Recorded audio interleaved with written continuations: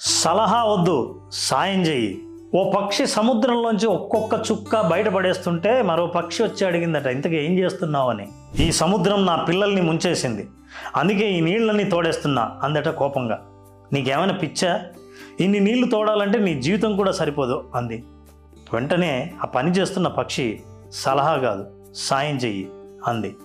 మెల్లిగా ఈ వార్త తెలిసి భూమి మీద ఉన్న పక్షులన్నీ ఒకే కంఠంతో సలహా కాదు, సాయం చెయ్యి అంటూ సముద్రంపై వాలిపోయాయి.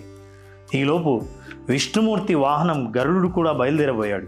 అయితే విష్ణువు, నువ్వు వెళ్తే నా పనులన్నీ అయిపోతాయి కదా, అయినా అది సాధ్యమయ్యే పనేనా అన్నట్ట.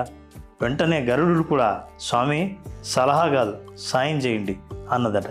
వెంటనే విష్ణుమూర్తి కూడా దిగి రావాల్సి వచ్చింది. సముద్రుడు భయపడిపోయి ఆ పక్షి పిల్లల్ని తిరిగి ఇచ్చాడట. ఈ కథ నీతి ఏంటంటే, మీ చుట్టూ చాలామంది సలహా ఇచ్చే వాళ్ళు ఉంటారు, వాళ్ళతో ఈ మాట